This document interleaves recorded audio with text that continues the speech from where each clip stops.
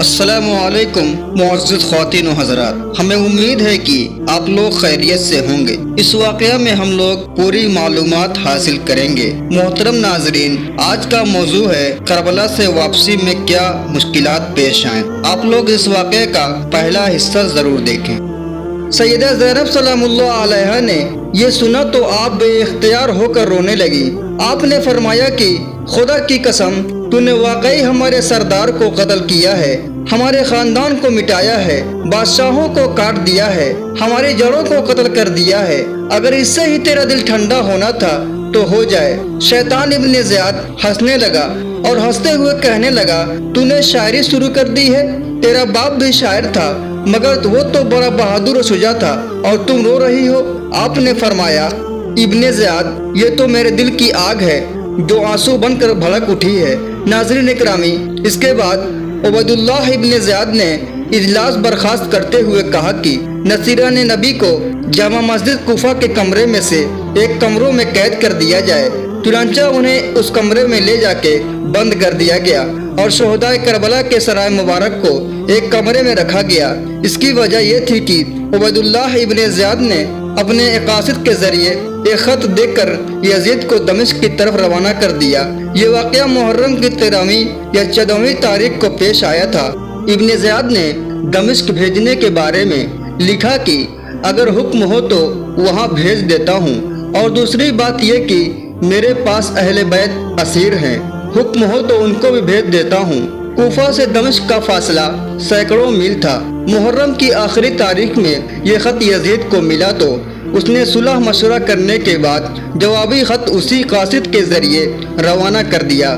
یزید نے لکھا کہ مبارک شہدائے کربلا اور اسیران کربلا کو میرے پاس بھیج دیا جائے۔ پھر وہ قاصد یزید کا خط دمشق سے کوفہ لایا۔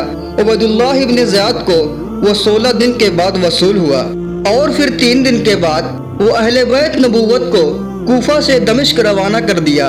ناظرین اکرامی، جب عبید اللہ ابن زیاد کو دمشق سے یزید کا پیغام تحریری طور پر پہنچا تو سرائے شہداء اور اسیران اہل بیت کو اس کے پاس دارالعمارت دمشق بھیج دیا جائے تو ابن زیاد نے زہر بن قیس کی نگرانی میں شہدائے کربلا کے سر مبارک کو ملک شام روانہ کر دیا، اور اس کے ساتھ ابو بردہ بن عوف ازدی اور طارق بن زیبان اور تقریباً 50 آدمی روانہ کر دیے۔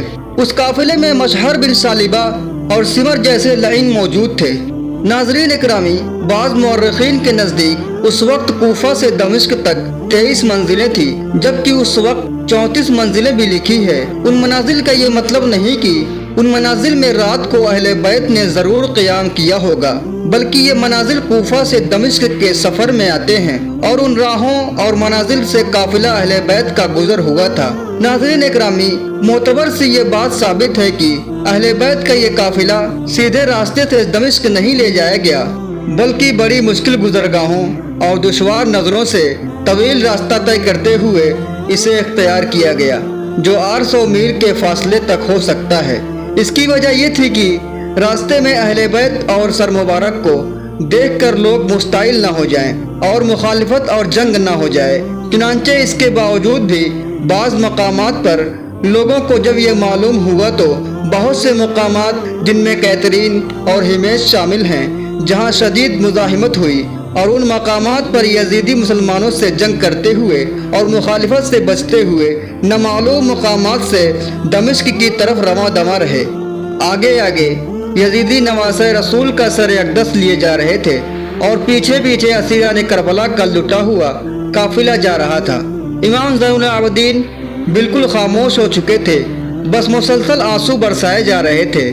یزید کے نمکخوار سپاہی جب بھی کوئی پڑاؤ آتا تو امام علی مقام کے سر اقدس کو نیزے پر چڑھا کر پھر آتے تھے۔ پھر ایک پڑاؤ پر ایک عیسائی ساحل نے پوچھا کہ یہ کس کا سر ہے؟ تو یزیدیوں نے کہا کہ نواسۂ رسول حسین ابن علی کا۔ تو ساحل نے کہا کہ تم بہت برے لوگ ہو، کیا تم اس سر کو ایک رات کے لیے مجھے دے سکتے ہو؟ میں اس کے عوض میں تمہیں 10,000 اشرفی دینے کے لیے تیار ہوں۔ یزیدی پیسوں کے لالچی تو تھے ہی، لالچ دیا گیا تو دنیا کے کتوں نے قبول کر لیا۔ اور سر اقدس کو ساحل کے حوالے کر دیا۔ عیسائی ساحل نے سر اقدس کو لے کر پاک صاف کپڑوں میں لپیٹا اور زلفوں کو خوشبو لگائی اور گود میں لے کر ساری رات روتا رہا۔ صبح ہوئی تو دل کی دنیا بدل چکی تھی۔ محبت اہل بیت اپنا رنگ دکھا رہی تھی۔ اس نے امام زین العابدین کے ہاتھوں پر اسلام قبول کیا اور یزیدیوں کو 10,000 اشرفیاں گن کر دے دی۔ باقی مال گرجا گھر میں رہنے دیا اور گرجا گھر چھوڑ کر باقی تمام زندگی دین حق پر گزار دی۔ دوسرے پڑاؤ پر یزیدی اس اشرفیوں کو تقسیم کرنے لگے تو مٹی کی ٹھیکریاں بن چکی تھی اور ہر ٹھیکری پہ ایک سمت میں لکھا تھا کہ ہرگز اللہ تعالیٰ ظالموں کے کام سے غافل نہیں ہے اور ان ظالموں کا عنقریب سخت عذاب ہوگا۔ ناظرین اکرامی، جب یہ قافلہ نجران پہنچا تو ایک یحییٰ نامی یہودی ملا۔ اس نے سر حسین نیزے پر دیکھا تو اس نے پوچھا کہ یہ کس کا سر ہے؟ یزیدیوں نے کہا حسین ابن علی کا۔ اس نے کہا کہ کہاں سے لائے ہو؟ تو یزیدیوں نے کہا کہ کربلا میں ایسے ایسے خاندان کو قتل کر کے اب اس سر کو یزید کے دربار میں پیش کریں گے۔ یحییٰ نے سنا تو مشتعل ہو گیا۔ اس نے کہا کہ تمہیں اتنے فخر سے واقعہ پیش کرتے ہوئے شرم محسوس ہونی چاہیے۔ تم انتہائی بے غیرت ہو۔ مسلمان ہو کر بھی تم نے اہل بیت رسول کو شہید کر دیا۔ تمہارا حشر انتہائی خوفناک ہوگا۔ یہ سن کر یزیدی بھڑک گئے۔ ایک نے تلوار نکال لی۔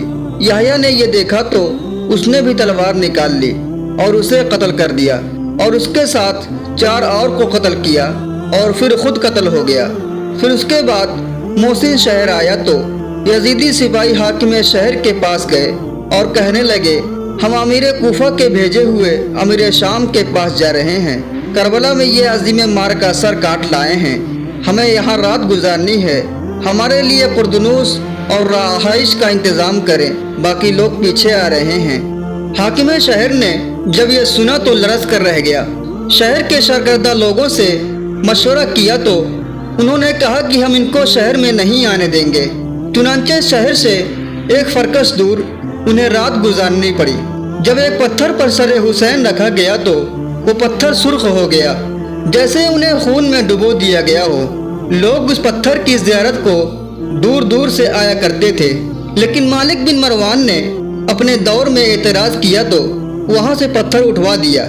جب دمشق 4 میل کے فاصلے پر رہ گیا تو ایک مقام پر اہل بیت کو ٹھہرایا گیا اور یزید کو اطلاع دی گئی وہ دمشق میں داخل ہونے سے قبل تمام انتظامات مکمل کر لے، پھر وہ دمشق میں داخل ہوں۔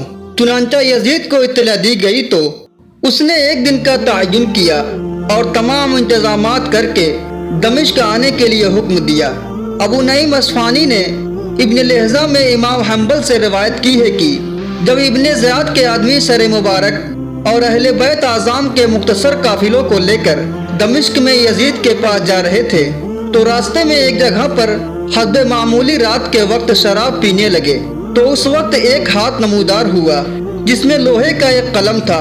پھر اس نے خون سے یہ شعر لکھا، بھلا وہ امت بھی قیامت کے روز ان کے جد صفات کی امید رکھتی ہے جنہوں نے حسین کو شہید کیا۔ ناظرین اکرامی، جب اسیران اہل بیت مقام جبرون پہ پہنچے جو دمشق سے کچھ نزدیک تھا تو لشکر یزید نے ان کو وہاں ٹھہرا دیا اور یزید کو اطلاع دی گئی تو اس نے اپنے دارالعمارت کو سجانے اور ڈھول باجوں کا انتظام کرنے کا حکم دے دیا۔ چنانچہ دارالسلطنت سجایا گیا اور انواع اقسام کی آرام و زیبائش و آرائش سے مرمت کی گئی۔ مرد عورتیں لباس فاخرہ پہنے ہوئی تھی اور خوشی سے طبلے بجا رہی تھی۔ یزید کے لیے بہترین زینت سے مراسلہ تخت پہ بچھایا گیا اور ارد گرد بہترین کرسیاں عمائدین کے لیے بچھائی گئی۔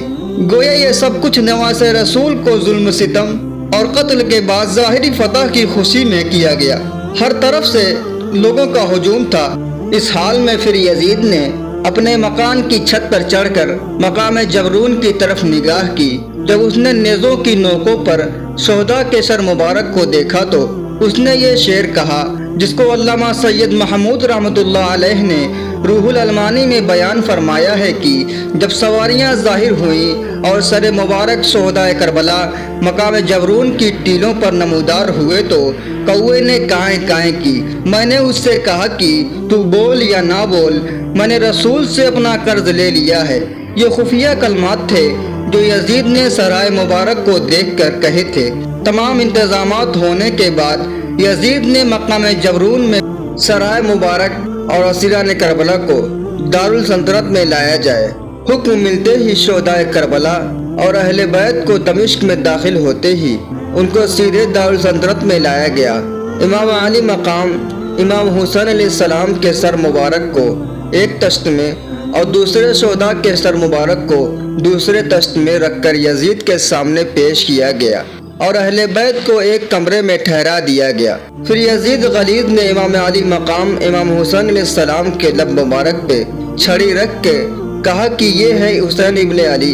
इस गुस्तखाना हरकत को देखकर दरबार में मौजूद एक सहाबी रसूल अबू बरज़ा असमी रज़ी अल्लाह ताला अन्हु ये देखकर फरमाने लगे, ऐ यजीद, तुम जिस छड़ी से हज़रत इमाम हुसैन रज़ी अल्लाह ताला अन्हु के लब मुबारक की बेअदबी कर रहे हो, मैं गवाही देता हूँ कि मैंने नबी करीम सल्लल्लाहु अलैहि वसल्लम को इनके लबों को बोसा देते देखा है और ये फरमाते हुए सुना है कि ये दोनों जन्नत के जवानों के सरदार हैं। खुदा तुम्हारे कत्ल को कभी माफ नहीं करेगा और खुदा तुम पर लानत करे और जहन्नुम के जलील अजाब में तुझको डाले। साहबी रसूल के इन कलमात को सुनकर यजीद ने उन्हें अपने दरबार से निकलने को कहा तो उसके हवालियों ने उन्हें खींचकर बाहर निकाल दिया।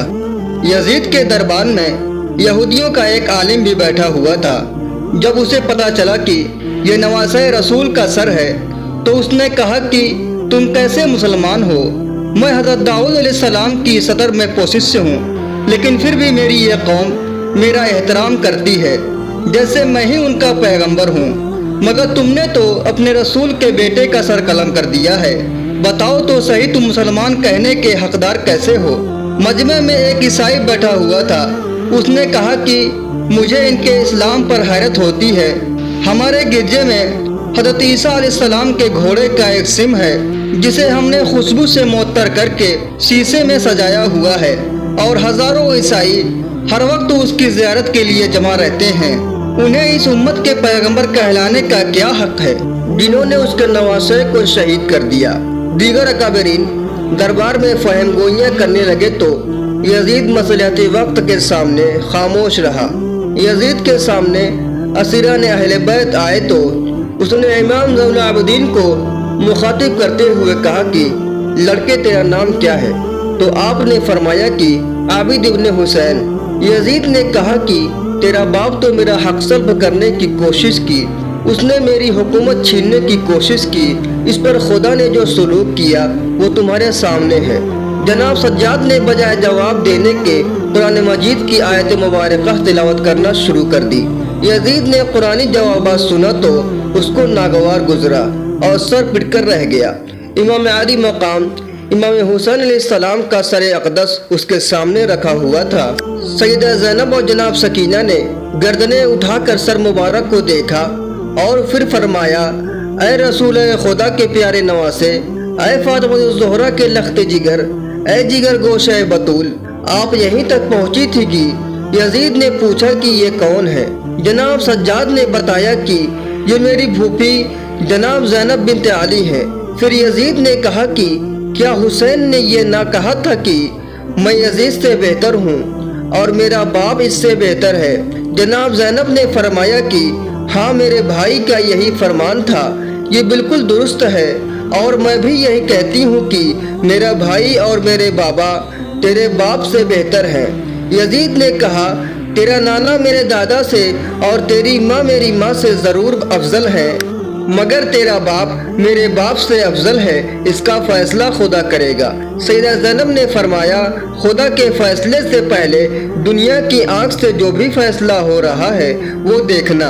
यजीद ने और बढ़ चढ़कर बहुत सारी बातें की, फिर अपने बड़ों का नाम लेकर शेर पढ़ने लगा।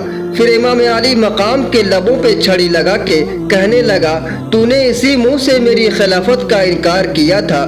سیدہ زینب نے فرمایا کہ یزید حسین تیری خلافت کو کیسے تسلیم کر لیتا جبکہ اب بھی تیری باتوں میں کفر سے محبت اور اسلام سے دشمنی کی بو آ رہی ہے، تیرے سینے میں خاندانی عداوت اور کینہ پروری کی آگ بھڑک رہی ہے۔ یاد رکھ عنقریب وہ وقت آنے والا ہے جو تجھے ظلم و ستم کی سزا بھگتنی پڑے گی۔ میرے بھائی کا خون تیرے محلے کی دیوار اور تیرے تخت حکومت پر بجلی کی طرح گرے گا اور تیرے لیے آگ ہی آگ ہوگی۔ مدینہ طالع علم شہزادی کا جب یہ خطبہ سنا تو تمام درباری صدمے میں آ گئے۔ اسیران اہل بیت کو دمشق میں چند روز رکھنے کے بعد یزید نے انہیں مدینہ منورہ روانہ کر دیا۔ یزید نے اہل بیت کی رہائی کا سب کام صادر کرنے کے قبل سیدنا امام زین العابدین کو اپنے دربار میں بلایا اور اپنے دربار میں بٹھا کر امام زین العابدین کے استقبال کے لیے کھڑا ہو گیا اور کہنے لگا کہ اے ابن علی، جس چیز کی خواہش ہے کہو، حاضر کی جائے گی۔ سیدنا امام زین العابدین نے جواب میں فرمایا کہ مجھے کسی چیز کی طلب نہیں اور نہ ہی مجھے کچھ چاہیے۔ اگر مجھ سے کچھ بات کرنا چاہتے ہو تو میری پھوپھی سیدہ زینب سلام اللہ علیہا سے کرو، کیونکہ ہمارے غم و سار مددگار اور سالار وہی ہے۔ یہ سن کر یزید نے فوراً تمام درباریوں کو باہر چلے جانے کا حکم دیا اور پھر کہا کہ میں ان کو بلوا لیتا ہوں۔ پھر اہل بیت کے ازواج مطہرات حضرت زینب سلام اللہ علیہا تسعۃ احترام کے ساتھ دربار یزید میں لائی گئی۔ یزید نے سیدہ کی تعظیم و تکریم کرتے ہوئے کہا کہ آپ چاہیں تو میرے محل میں رہیں اور اگر یہاں رہنا پسند نہ فرمائے تو مدینہ جانا چاہتے ہیں تو میں وہاں بھیج دیتا ہوں۔ آپ کو خلا اختیار ہے، جیسا آپ کا ارادہ ہو میں ویسا کرنے کے لیے تیار ہوں۔ پھر یزید کہنے لگا کہ خدا ابن زیاد پر لعنت کرے، خدا کی قسم اگر میرا اور حسین کا سامنا ہو جاتا تو جو یہ چاہتے میں وہی کرتا اور ان کو کبھی قتل نہیں ہونے دیتا، خواہ مجھے اپنی اولاد کو کیوں نہ موت کے منہ میں جھونکنی پڑتی۔ جو سب کچھ ہونا تھا اب ہو گیا، خدا کو یہی منظور تھا۔ اب آپ فرمائیں آپ کیا کہنا چاہتی ہیں اور میں اسی طرح کروں گا۔ ناظرین، یزید کے یہ منافقانہ کلمات تھے اور یہ انہی کلمات کے پیچھے چھپ کر حساب برابر کرنا چاہتا تھا۔ یزید نے جب یہ باتیں کہی تو سیدہ زینب سلام اللہ علیہا نے ایک آہ بھری اور رونے لگی اور فرمائی کہ اب ان باتوں پر ہم پر کیا اثر ہو سکتا ہے جن کی آنکھوں کے سامنے کربلا کا قیام خز منظر ہوا ہو۔ اب میں چاہتی ہوں کہ مدینہ منورہ میں نانا پاک کے روضہ اقدس پر حاضری دوں اور مدینہ منورہ روانہ ہونے سے پہلے یہاں سے کربلا جاؤں اور پھر مدینہ منورہ جاؤں۔ اس کے بعد یزید نے اسیران اہل بیت کی رہائی کا حکم دیا اور حضرت نعمان بن بشیر کو حکم دیا کہ آپ کو مزید عاجزی دیتا ہوں، آپ اپنی نگرانی میں نہایت تعظیم و تکریم سے بحفاظت مدینہ منورہ انہیں پہنچائیں۔ اور اس کے ساتھ ہی اس نے سواریوں کا انتظام کیا اور شاندار مخمر رکھوائے۔ جب تمام انتظامات مکمل ہو گئے تو پھر صبح سویرے اہل بیت کے اظہار کو الوداع ہوتے وقت یزید نے کچھ مال و متاع پیش کیا تو سیدہ زینب نے فرمایا کہ ہرگز نہیں، خدا کی قسم ایسا ہرگز نہیں ہو سکتا، میرا بھائی حسین قتل کیا جائے اور اس کے اہل بیت والے قتل ہو جائیں اور اس کے عوض میں ہم مال و متاع حاصل کریں، ایسا کبھی نہیں ہو سکتا۔ یزید کو یقین ہو گیا تھا کہ یقیناً یہ میرا مال قبول نہیں کریں گی۔ اسی اثنا میں حضرت نعمان بن بشیر کی معیت میں مزید سواریاں تیار کی گئیں تو آپ سواریوں پر سوار ہوئے اور شام سے مدینہ منورہ کے لیے روانہ ہو پڑے۔ یزید الوداع کرنے کے لیے چند قدم ساتھ چلا تھا تو کچھ قصائی بھیڑوں کو ذبح کرنے سے پہلے ان کو پانی پلا رہے تھے۔ یہ دیکھ کر سیدہ زینب کچھ بےتاب ہو گئی اور یزید کی طرف مخاطب ہو کر فرمائی کہ دیکھ قصائی بھی بھیڑوں کو ذبح کرنے سے پہلے پانی پلا رہا ہے اور میرے بھائی کو تو اتنا بھی نہ سمجھا گیا۔ یزید لعین نے منافقانہ انداز میں کہا، خدا ابن زیاد پر لعنت کرے جس نے یہ ظلم کیا۔ ناظرین اکرامی، جب یہ قافلہ دمشق سے باہر نکلا تو جو مرد عورتیں اس منظر کو دیکھ رہی تھی ان کی آنکھوں سے آنسو جاری تھے۔ روایت میں آتا ہے کہ قافلے اہل بیت کی روانگی کے وقت ہزاروں مرد عورتیں جمع تھی اور اس رخصتی منظر کو دیکھ رہی تھی۔ اس کے بعد لوگ اپنے گھروں میں واپس چلے گئے اور یزید غلیظ بھی اپنے محل میں واپس چلا گیا۔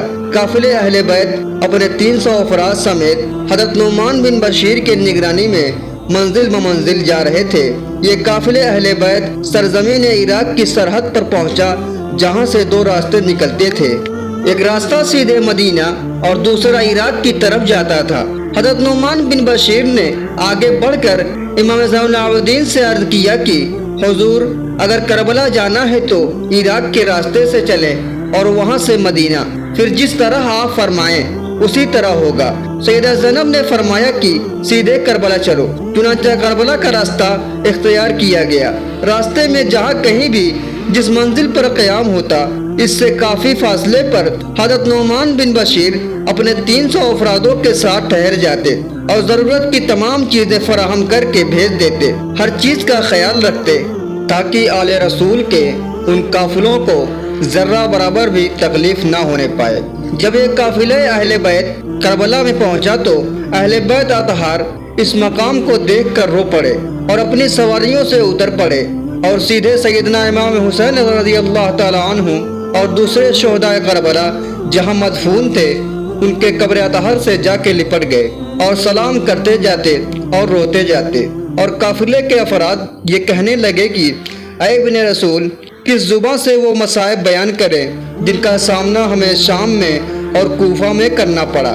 قریب کی بستی کے لوگ جو بنی ازدیہ کہلاتے تھے وہ بھی جمع ہو گئے اور امام حسین علیہ السلام کی قبر مبارک اور شہداء کربلا پر آنسو بہانے میں شامل ہو گئے۔ اس کی اثنا میں صحابی رسول حضرت جابر بن عبداللہ رضی اللہ تعالیٰ عنہ اور ان کے ساتھ بنی ہاشم کے کچھ لوگ بھی مدینہ منورہ سے کربلا میں سید و شہداء کے قبور کی حاضری دینے پہنچ گئے۔ پھر وہ امام زین العابدین کے گلے مل کر روتے رہے اور سید و شہداء امام علی مقام کی قبر سے لپٹ کر روتے رہے۔ 3 دن تک اہل بیت نبوت نے یہاں قیام فرمایا تھا۔ ناظرین اکرامی، امام علی مقام امام حسین رضی اللہ تعالیٰ عنہ اور کربلا کے شہیدوں کے قبر اطہر سے آخری سلام اور دعا فرماتے ہوئے اہل بیت اطہار مدینہ منورہ کی طرف روانہ ہو گئے۔ مدینہ والوں کو جب یہ معلوم ہوا کہ آل رسول کا قافلہ آ رہا ہے تو وہ سب روتے ہوئے گھروں سے نکل پڑے۔ ہر طرف بے پناہ ہجوم ہی ہجوم تھا۔ آل رسول کا یہ قافلہ روضہ مصطفیٰ پر پہنچا تو قافلے کے سبھی افراد روضہ اطہر سے لپٹ گئے اور روتے ہوئے ہدیہ صلاۃ و سلام عرض کیا، پیارے نانا جان، ہم آپ کے پاس آپ کے نواسہ حسین کی شہادت کی خبر سنانے آئے ہیں۔ اے جد بزرگوار، جو کچھ ہم پر مصائب گزرے ہیں ہم آپ کی بارگاہ اقدس میں ان کی شکایت کرتے ہیں۔ اللہ کی قسم، ہم نے یزید سے بڑھ کر کوئی شقی اور قلب کافر مشرک نہیں دیکھا اور نہ ہی اس سے زیادہ دستہ و جفاکار دیکھا ہے۔ وہ اپنی چھڑی سے امام علی مقام امام حسین علیہ السلام کے دمدان اقدس پہ مارتا تھا۔ الغرض ہوتے ہوئے اور اپنی زبانوں سے مصائب کا ذکر کرتے ہوئے اہل بیت نبوت کے تمام افراد کی آنکھوں سے آنسوؤں کی لڑیاں جاری رہیں۔ پھر سیدہ فاطمہ صغرا امام حسین رضی اللہ تعالیٰ عنہ کی بڑی صاحبزادی بھی مدینہ منورہ میں موجود تھی۔ وہ تشریف لا کے سیدہ زینب سلام اللہ عنہا کے گلے لپٹی اور روتی رہی۔ حضرت امام محمد ابن حنفیہ اور عبداللہ ابن جعفر طیار رضی اللہ تعالیٰ عنہ بھی تشریف لائے اور سب کو اس حال میں دیکھ کر انتہائی رنجیدہ ہوئے۔ یہ ایک عجیب منظر تھا، جبکہ رسول اللہ صلی اللہ علیہ وسلم کی اولاد مقدسہ آج سب کچھ اسلام کے نام پر قربان کر کے ان کے روضہ اطہر پہ جمع تھے۔ پھر یہ آل رسول جنت البقیع میں سیدہ فاطمہ الزہرا رضی اللہ تعالیٰ عنہ اور حضرت حسن مرتضیٰ رضی اللہ تعالیٰ عنہ کی قبر اطہر پر حاضر ہوئے اور دیگر مزارات بقیہ پر فاتحہ دینے اور سلام عرض کرنے کے بعد آل رسول اپنے گھر تشریف لے آئے۔ سیدہ زینب سلام اللہ علیہا کے شوہر حضرت عبداللہ ابن جعفر نے بچوں کی شہادت پر صبر سے برداشت کرتے ہوئے فرمایا، زینب، کاش میں بھی حسین کے ساتھ کربلا میں ہوتا تو مجھے خوشی ہوتی کہ ان کے نام پر شہید ہو گیا ہوں، لیکن پھر بھی میرے لیے یہ امر باعث تشکین ہے۔ اگر مجھ کو یہ شہادت نہ مل سکی لیکن میرے بیٹوں کو مل چکی ہے۔ میرے محترم ناظرین اکرام، دنیا میں اسلام ایسے ہی نہیں پھیلا، نہ جانے کتنے صحابہ اکرام اور خلفائے راشدین کو نہ جانے کتنے بزرگان دین شہید ہوئے۔ اللہ پاک کی بارگاہ میں دعا ہے کہ اللہ پاک ہم لوگوں کو دین کے سیدھے راستے پر چلنے کی توفیق عطا فرمائے، آمین یا رب العالمین۔